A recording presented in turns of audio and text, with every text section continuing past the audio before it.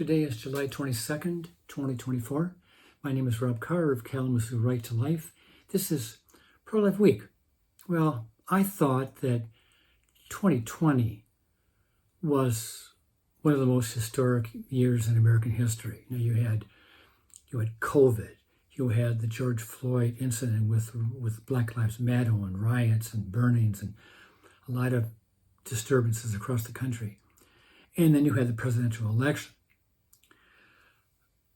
And then comes along 2024. And this has been by far the most historic, turbulent, combustive year in the last 50 years. It just has been. And what we saw yesterday when Biden dropped out of the race was not the culmination of the year, because we still have the election coming, but it was just another monumental decision. And I guess the question we have to ask is, why? Why did Biden feel like he had to withdraw from the race? He was getting pressure from Pelosi and Obama and the leadership of the Democratic Party. Some senators were pulling support. Several House members were abandoning ship. The money dried up. The big donors had stopped giving, and they were. I just heard today they were like at, you get monthly fundraising goals, and they had only hit 25% of their goal for July. So that was a big indication. And then there was the issue of, can Joe Biden win? All political parties want to win. I mean, that's not rocket science. And even though the President Biden may have been living in denial for the last 4 or 5 months, people began to realize that he is not going to get reelected. And in the last 3 weeks have been just so telling. A bad debate almost a month ago, horrible debate by Biden. And then he had a follow-up interview with George Stephanopoulos. That did not go well. He had another incident at the NATO meeting, and he had an interview with Lester Holt of NBC, and that really didn't go all that well. And then a week ago, there's an assassination attempt on Donald Trump in Butler, Pennsylvania. And, if there was a sympathy vote, if there was a shift toward Trump, when he, fight, when he kind of recovers there at the podium and thrusts his arm in the air and tells the crowd and the world that, we're going to continue this fight to make America great again. And even some of his opponents considered it somewhat heroic that he had the wherewithal to make that bold declaration. And the photographs were just amazing too. I mean, especially that one that we've seen dozens and dozens of times. Just with the flag in the background and the raised fist. I mean, it was an amazing photograph, absolutely amazing. So all these things kind of were all coming to a head. But Biden was still saying, I'm in this for the long haul. I'm not going to give up. I'm not going to give up. And even on Saturday, his campaign was saying that President Biden is not giving up. Well, then about 2 p.m. yesterday came this letter that was posted, I guess, on X, saying that he had withdrawn from the race. And I would be remiss if I didn't mention that just a few months before I turned 14, March 1968, I was a Democrat. I mean, I couldn't vote, but I mean, my family were all Democrats. But on March 12th, I'm looking at a little screen here. On March 12th, 68 was the New Hampshire primary. And Lyndon Johnson, the president, was losing popularity because of the Vietnam War, and he was being challenged by Minnesota Senator Eugene McCarthy, an anti-war senator. And he attracted a lot of support from college students and young radicals and young people and anti-war people. And in that New Hampshire primary, Johnson won 50% of the vote, which is not good for the incumbent president. And Eugene McCarthy got 42% of the vote as an anti-war challenger to the incumbent. And when Robert Kennedy, the father, when Robert Kennedy, brother of John Kennedy, when he saw how well Eugene McCarthy did, on March 16th, he jumped into the race. So now you had two anti-war liberals challenging the incumbent Lyndon Johnson. And on March 31st, so like 2 weeks after Kennedy jumps into the race, on March 31st of 1968,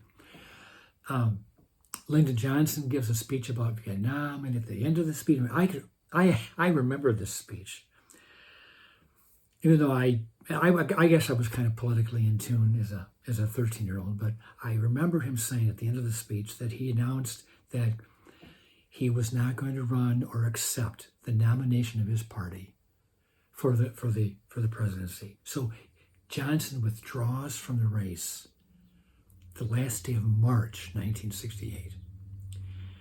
And then it was a free-for-all. A month later, Hubert Humphrey, the vice president, jumps in. Robert Kennedy is assassinated in June of 68.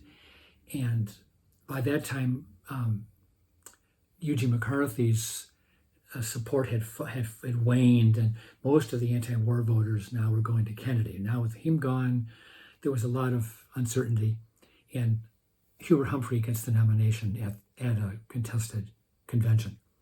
But I bring this 1968 up because that was the first time that an incumbent president in the middle of the campaign announces, adios, I'm not going to run, I'm pulling out of the race. So here we are, 2024, and Joe Biden announces that he is quitting, not the presidency, but he's quitting the race. And then, I guess about a minute or two later, he sends out another message saying that he is endorsing his vice president, Kamala Harris, for the nomination. And, I've talked before how much we love Kamala Harris, the word salad queen. But in looking at her as a candidate, I think the Trump campaign has to be careful, because we all know Trump wanted Joe Biden to be his opponent. I mean, I've always thought that Biden was the weakest candidate in 2024. He may not have been the weakest in 2020, but he clearly is a weakened, failing candidate. Health and his cognitive skills, just not, he's not all there. So he's now gone. Kamala Harris will probably get the nomination. The main reason is because a lot of the other people who have been mentioned as possible contenders or challengers, like Gretchen Whitmer and Gavin Newsom, they've already said they're not going to run. They're going to support Kamala Harris. So a lot of the key players have already withdrawn their name, or they haven't put their name in. They haven't thrown their hat in the ring.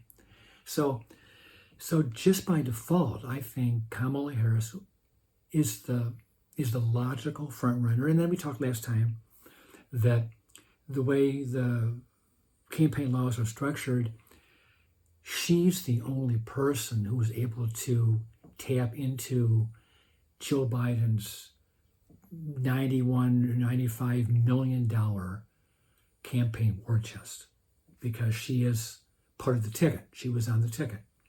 And if a Gretchen Whitmer or Gavin Newsom wanted to run, they would have to start from square one in fundraising.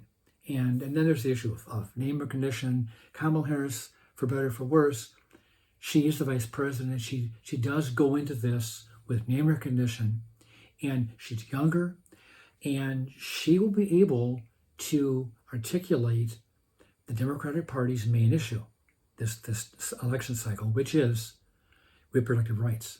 I mean, Joe could talk about it, but being a woman, Kamala Harris is better suited to make abortion the centerpiece of her campaign. I mean, it will be.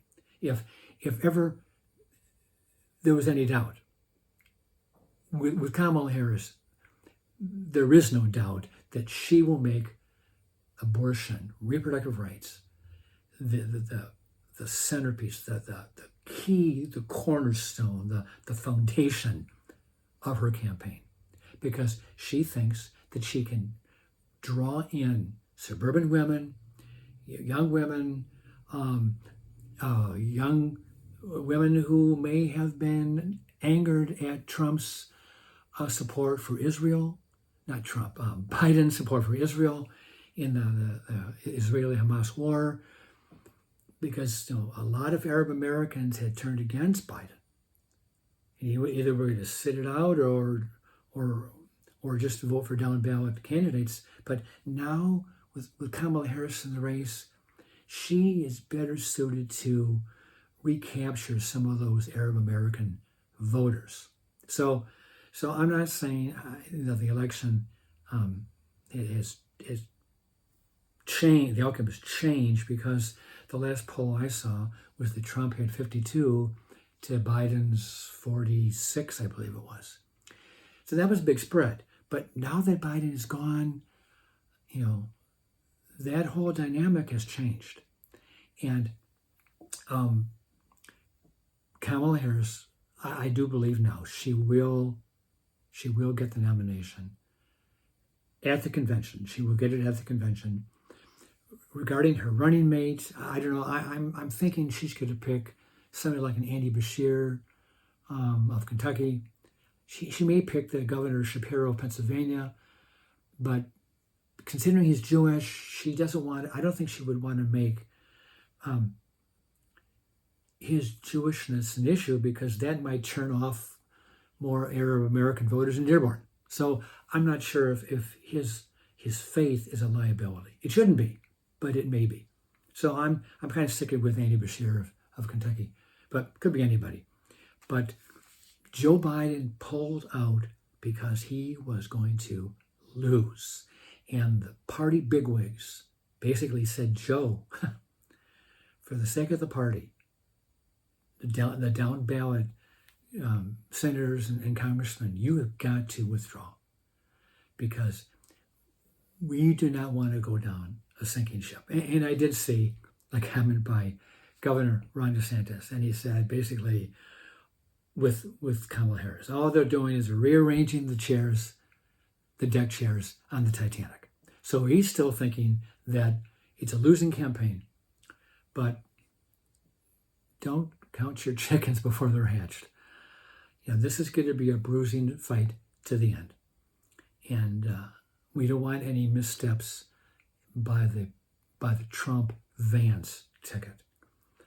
Momentous week from the assassination attempt, and 8 days later, Biden withdraws from the race. I mean, you can't get two more impactful events in American history. I mean, an assassination attempt is huge, and the incumbent president withdrawing from the race, that is monumental. So with that, I'll let you go, and I'll see you next time.